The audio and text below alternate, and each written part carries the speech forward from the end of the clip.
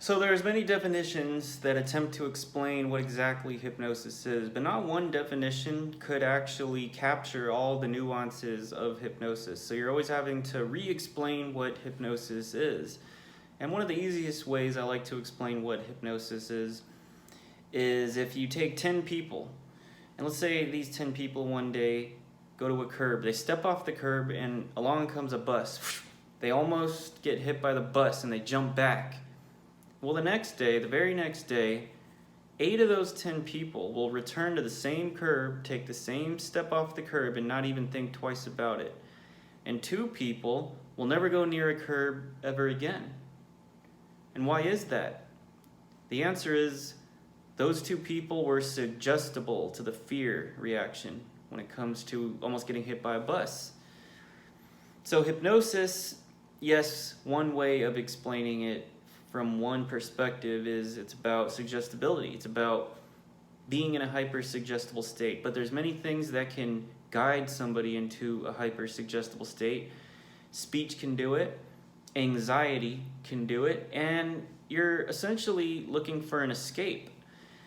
So suicide is the ultimate escape, which is why people who are suicidal, you don't want to teach them self-hypnosis, because there is a type of hypnosis called self-hypnosis where you hypnotize yourself, but not everybody should do it, because if you're neurotic, what kind of suggestions do you think you're going to be giving yourself in hypnosis? You're going to be giving yourself neurotic suggestions, so you want to save that for an adept and astute operator to handle.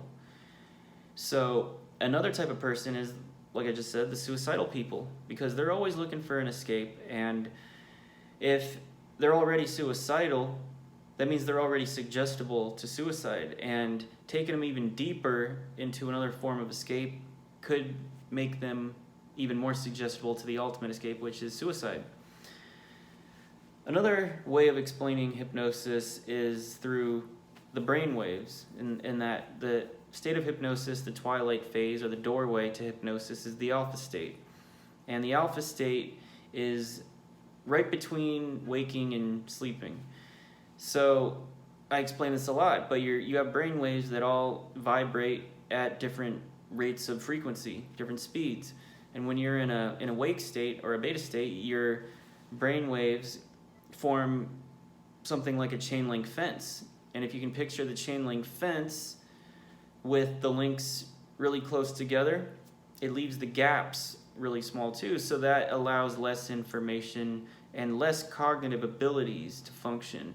But when the gaps open wider because the links in the chain have opened up wider, then more suggestions can come in, more message units can relay back and forth, and you have better cognitive abilities also. That's why if you're in a fight or a test situation, you want to be mentally calm. You want to mentally be in almost a state of hypnosis without really being hypersuggestible, but you also want your body to be relaxed. And it's hard to do that sometimes when you're flooded with adrenaline, such as when you're in a fight or you're taking a test or something, any kind of test. So the trick is to mentally, emotionally be calm somehow, and to mentally or to physically be relaxed. And hypnosis, getting used to the state, recognizing it, noticing it, being conditioned to the state of hypnosis allows you, after a while, to calm the body. Just basically rid yourself of anxiety and have more control over your physical body. If you're in a situation where your adrenaline is gearing up into that fight or flight mode, and if you're not used to hypnosis and you're not really that familiar, and you can't tell the difference between when you're not in hypnosis and when you're in hypnosis, then it's a lot harder to locate that state of calmness. You may not even have a state of calmness, because during hypnosis, that's one of the ways in which we desensitize people to anxiety, is by creating a state that they go to in hypnosis where they are calm and they are relaxed in the body. And you can access this state without losing, because also if you're in a fight, let's say, you don't want to be too relaxed. You don't want to be spacing out in a fight. You don't want to be stoned or I mean, sometimes we can help people focus more, but you gas out easier, but that's a different story. People, you don't want to be non-responsive in a fight. You don't want to be asleep or a vegetable. But defining hypnosis as a state of hypersuggestibility is only a fraction, because there's many depths to hypnosis, and at each level you have different abilities. So if you put yourself in a very deep state of hypnosis, you have the ability to numb pain, to be immune to pain. You have the ability to desensitize yourself from extreme panic or anxiety. But if you're trying to gain confidence for something, you want to be in a little bit more of a lighter state of hypnosis where you have better cognitive abilities. And so if you're in a fight situation, you don't want to be too deep into hypnosis, but you just still want to be in a very light state of hypnosis where you have that physical relaxation. And at the very lightest level of hypnosis, it's called the hypnoidal state or the hypnoidal level, and it's when you start to see a change in the respiratory system. And then when you get into an even deeper state of hypnosis, you'll reach the cataleptic state or level.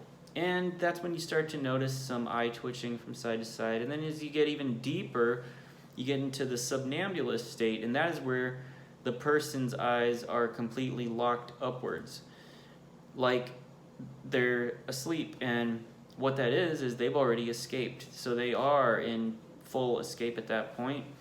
Somnambulous is also it's the same word that they use to describe sleepwalkers. And that's because there is a link between people who are always in hypnosis or always hypersuggestible and people that sleepwalk. And being in a hypersuggestible state all the time, or being in hypnosis all the time, when they come in, our job is actually to block them or to dehypnotize them. And we do that by taking them even deeper into hypnosis, and that conditions them to be hypnotized or to go into hypnosis only on command. And then when they leave the office, they can walk around the world and not be so hypersuggestible all the time. And that's a benefit, because there's a lot of negative suggestions out there. And a lot of the suggestions, I'd say, on the street are negative, most of them, because everybody is kind of competing with each other out there. And if that's not how people see the world, that's a luxury. But the reality is that's what's going on. It's an entire competition out there in the world. It doesn't mean that you're competing. I mean, it doesn't necessarily mean that you have to look at everybody as your enemy, but everything at some level is a competition. And even if we like each other and we get along with each other and we want to help each other, unless you realize that all of life is a competition, then you're not going to really get that far. So now that doesn't mean that you can't have allies along the way. Definitely you can have allies. You guys can even join forces, but then you're competing against other people. And these are not always like till the death competitions. They're just minor. I mean, even to get a job or something like that's a competition. So you have to look at it like that. Obviously, if they pick you, they're not going to pick somebody else. So you're in a competition with people. And they may find a better fit somewhere else. You don't have to worry about beating them out. They're going to be just fine because they'll beat someone else out, and then things will just move along, and that's why there's an ecosystem. But hypnosis is one of the greatest tools to getting to the truth. It's one of the greatest tools for unlocking your abilities and your potential, and also just allowing yourself to shut off the fight or flight response.